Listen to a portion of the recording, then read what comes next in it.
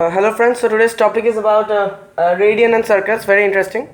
So we look at the basic idea, but the concept is very important. It's at the same time easy to understand and important as well. So to start with, we already have this system of angle measurement. Suppose this is 90 degrees. We all know this system. But a more fundamental, a more better system for measuring angles, especially which becomes useful in higher studies, higher mathematics or higher science, is the radian. So let me draw a circle here, not necessarily a unit circle, just any circle. I'll just tell you the basic concept of radians. So this is one radius of the circle, okay, and let's say they subtend an angle theta. This angle is theta, so let's say this is the base radius, okay, and so I need like this angle theta. So theta is 1 radian. So theta is 1 radian if let this be O and let this be A, let this be B. If length of arc AB is equal to R is OA or OB, anything. R is that's the radius of the circle. So OA and OB are the same length, right?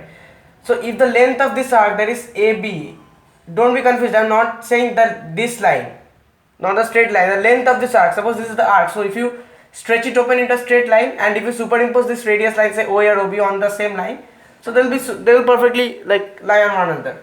That's what I mean. So that is the concept of radian. If this length is exactly equal to the one unit, the length of the arc, then this arc, then this angle is called 1 radian. I hope I'm clear. So 2 radian, obviously one more radius I need. So suppose this, so this will also be 1 radian, and this entire length will be 2 radian, and so on. Now if you see, we all know that this entire angle is 180 degrees. We all know that, linear pair, right? So this is the basic concept. Now the thing is that if you apply the concept of radians here, you see that after coming here, so this is just 3 radian, or you can use the notation anyway. So after coming here, a little portion is left. So actually this is 3.14 radian. So 3.14 actually is an irrational number, it goes on, but we all know what, like you all know what I'm talking about. This is pi radians. So so 180 degrees is equal to pi radian. Important relation. So 180 degrees is equal to pi radians. So that means this is pi radians, and for 360 degrees it will be 2 pi radians, approximately 6.28, right? So for that, if 6, the length of the total the circumference of the circle 2 pi r is actually approximately, okay, not equal to, I should use the approximate sign here, approximately 6r. The length of 6 radians is actually 2 pi, so basically 6.28 something, so approximately 6r. So this is the basic concept, basic idea of radians. Now once we know the concept of radians, so we can easily see that the circumference of the circle, this is the circumference, is gonna be 2 pi r, obviously, because once we start from here, and let's say this line we move 360 degrees and we again come here, so that means that's basically 360 degree rotation. So that we can also say that the angle subtended, that's 2 pi, because 2 pi is just nothing but 360 degree, and the concept radian. So basically that means this entire length of all the arc is going to be 2 pi r. It's approximately 6r, but more precisely 2 pi r. So once we know that this is the formula for circumference of a circle 2 pi r, it's very interesting to try to derive the area of a circle. Now this is these two topics, this area of a circle and radius are not related, and many of you might already know how to derive pi r square, but well, many of you might not know also. That's really interesting. So anyway, so suppose we have a circle here. We all know that the area of the circle is pi r square unit square. We all know that. Now how to derive this formula? So suppose you want, try to think yourself how to derive this formula. So what is the basic definition of circle? That it's a set of all points from a point in between, which is the center, such that all the points are equidistant. Like all the points on the circumference are equidistant from the center, because the length of radius of the same circle, they're the same. So anyway, so let us draw radius here. Now this circle it's a curve, but if we zoom in on this part, suppose this part, just a sec. Suppose we zoom in on this part, okay, so like this, and we have this line here.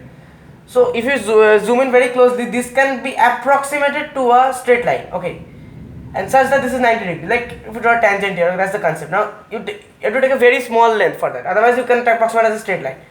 So suppose let's assume this is 90 degree, and if we join it here, so that means what I get here is a right angle triangle basically. So what is the area of a right angle triangle? Half into base into height. So that is half into, what is the base here? The base, let's say this. So let's say this is,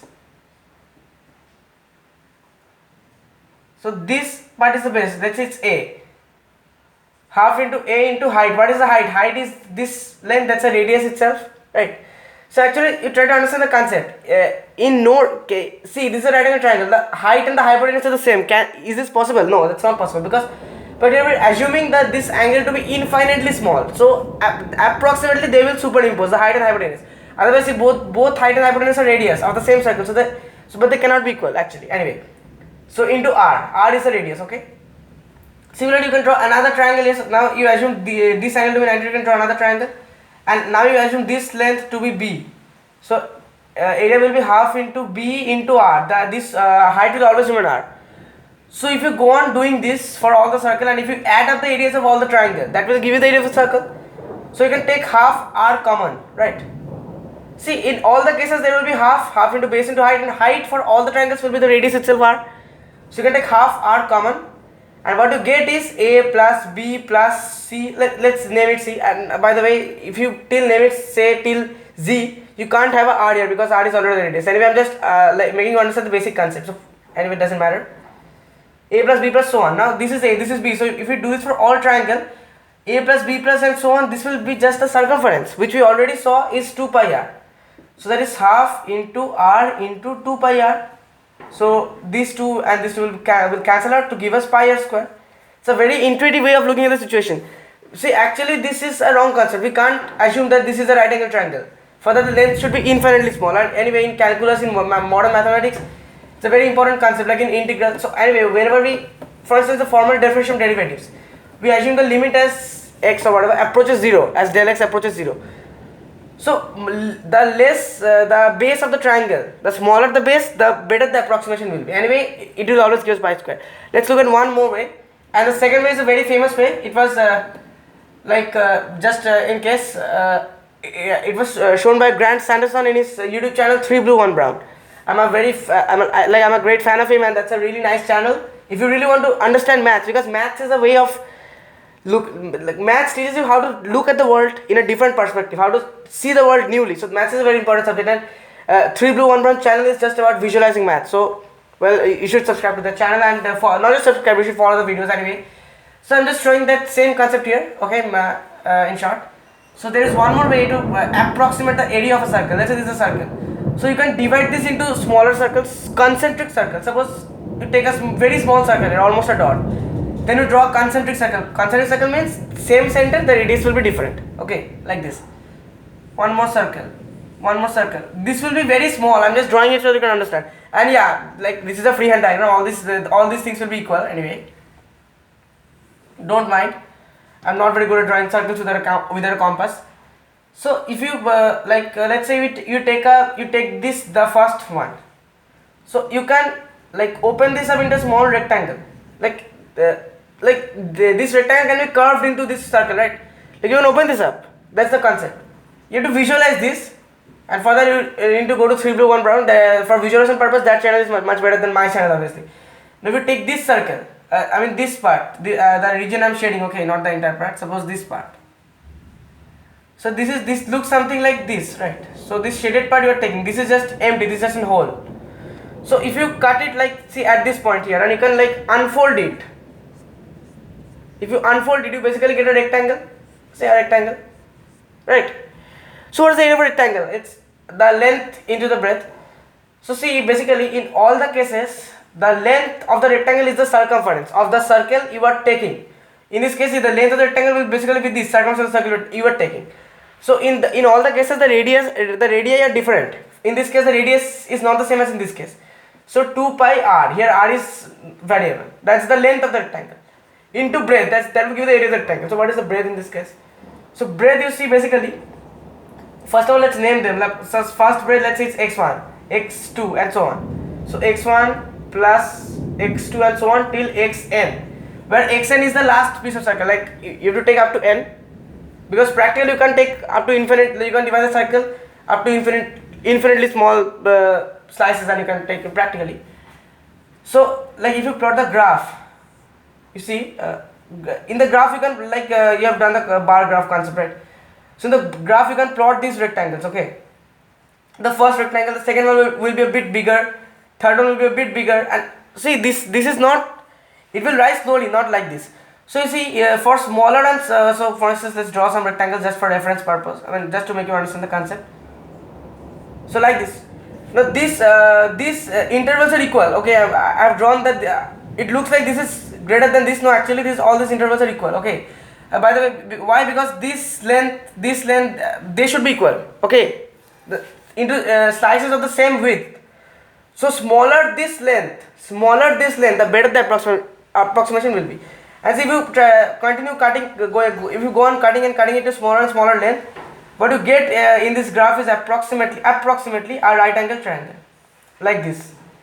It's very small bars and like continuous bars, so they will approximately give you a right angle triangle like this.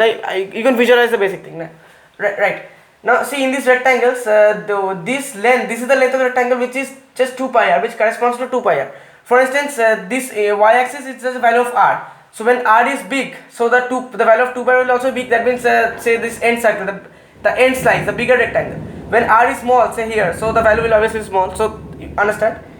And here, see this entire length is just the sum of all this x1, x2, xn. So the sum of all, suppose this is x1, right? This is x2, x3, x4, x5, x6. So the sum of all this will just give you the radius of the original circle. So this is just r. So what is the height? Area of this triangle. The area of this triangle will approximate with the area of the circle, because all these slices you have taken and unfolded from circle itself. So half into base into height. So half into base is r, into height is 2 pi r. The same thing. So 2 cancel, r into pi r or pi r square, unit square, anyway unit square or square in it. So that's it. So the point of this video was like, see, radians and the area of a circle, these are not like, these concepts are not related. I mean, they're irrelevant, because some of you might also think this is irrelevant, but the point was just to like, maths, you should learn maths in an intuitive way, and you should always like try to visualize it, because that's the best thing we can do in mathematics. Visualization is the best. Mathematics is about visualization. It's all about visualization, especially in higher mathematics. So that was all for today's video. Hope you liked it. Thank you very much.